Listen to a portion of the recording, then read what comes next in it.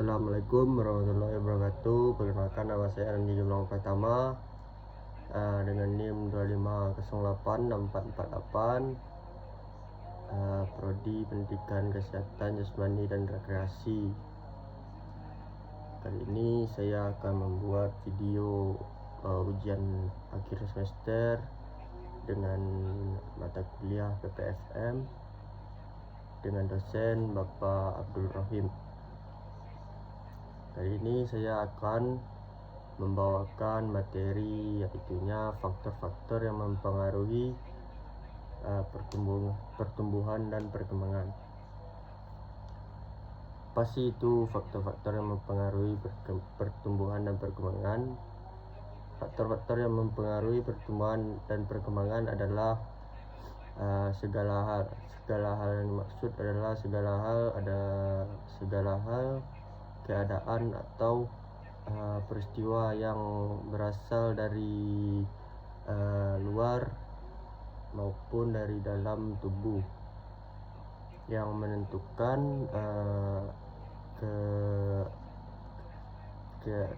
kelancaran, kecepatan, kualitas serta batas terjadinya perubahan ukuran bentuk, struktur, dan fungsi organisme sepanjang hidupnya. Apa itu pertumbuhan? Pertumbuhan adalah perubahan kuantitatif. Maksud dari perubahan kuantitatif adalah perubahan yang bisa diukur dengan angka. Contohnya yaitu tinggi badan, berat badan, ukuran kepala, serta volume organ. Contohnya yaitu perubahan tinggi badan pada anak usia dini, anak yang sebelumnya 128 cm menjadi 130 cm. Contoh kedua adalah berat badan kucing yang sebelumnya hanya 3 kilo menjadi 4,5 kilo. Yang kedua adalah perkembangan. Perkembangan adalah perubahan kualitatif, yaitunya perubahan kualitatif berarti bertambahnya kemampuan, keterampilan, fungsi dan kompleksitas kerja organ tubuh. Contohnya metamorfosis kupu-kupu yang sebelumnya ulat menjadi kupu-kupu. Contoh kedua yaitunya perubahan pada anak yang sebelumnya hanya bisa telentang sehingga bisa merangkak dan berbicara. Yang kedua adalah jenis kemampuan motorik. Secara umum jenis kemampuan motorik dibagi menjadi dua jenis, yaitunya motorik kasar dan motorik halus. Yang pertama adalah kasar adalah gerakan motorik yang melibatkan otot-otot besar pada tubuh. Contohnya kaki, tangan, punggung, dada, dan perut.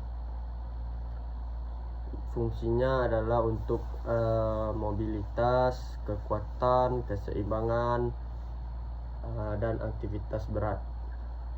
Contoh lainnya yaitunya berlari, berjalan, melempar, menangkap, menendang, dan sebagainya. Yang kedua yaitunya motorik halus. Motorik halus yaitu gerakan motorik yang melibatkan otot-otot kecil terutama jari-jari tangan, jari-jari kaki, mata, dan mulut, yang membutuhkan koordinasi mata dan tangan yang seimbang. Contohnya yaitu menulis, contohnya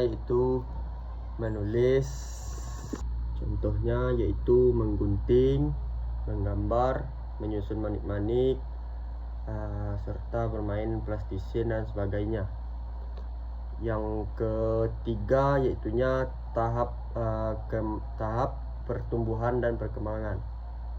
Pada anak usia bayi yaitunya 0 sampai 1 tahun itu ditandai dengan pertumbuhan paling cepat, perkembangan gerak, dari refleks hingga mulai berjalan, dan kemampuan genggam yang makin erat. Pada anak usia dini yaitunya 1 sampai 6 tahun, anak bertumbuh lebih lambat, tubuh makin proporsional, mampu bergerak aktif, serta mulai terampil dalam melakukan kegiatan mandiri. Selanjutnya pada anak usia sekolah yaitunya 6 sampai 12 tahun, pertumbuhan mulai stabil, kekuatan otot meningkat, gerakan terkoordinasi, dan keterampilan halus seperti menulis berkembang pesat. Pada usia remaja yaitunya 12 sampai 18 tahun, pertumbuhan mengalami lonjakan tubuh dan pubertas dengan fisik motorik yang mencapai puncaknya, serta perbedaan jenis kelamin yang mulai terlihat atau nyata. Pada memasuki usia dewasa yaitunya 18 tahun ke atas, pertumbuhan mulai berhenti dan kemampuannya berada di puncak sebelum akhirnya menurun seiring bertambahnya usia. Yang terakhir adalah faktor yang mempengaruhi pertumbuhan dan perkembangan. Faktor pertama yang mempengaruhi pertumbuhan dan perkembangan yaitunya faktor genetik atau faktor bawaan. Contohnya adalah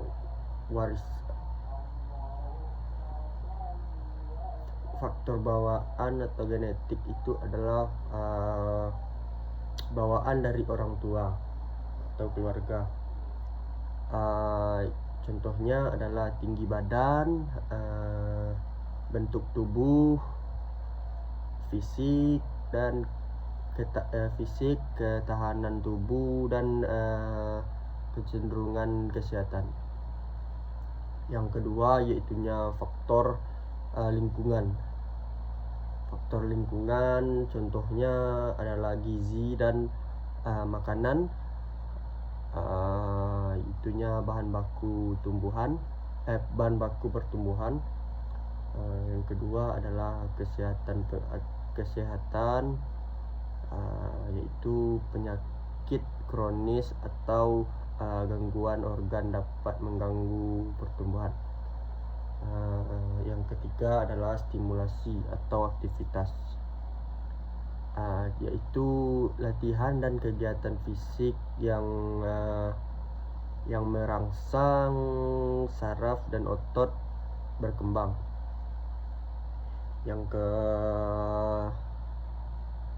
keempat adalah pendidikan perlakuan, yaitunya dukungan, dorongan, dan metode pengajaran yang mempercepat penguasaan keterampilan. Yang terakhir yaitunya sosial dan budaya, yaitunya kebiasaan gerak dan pola asuh keluarga juga berpengaruh.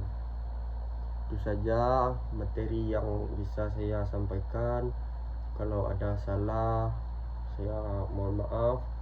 Saya sudahi dengan Assalamualaikum warahmatullahi wabarakatuh.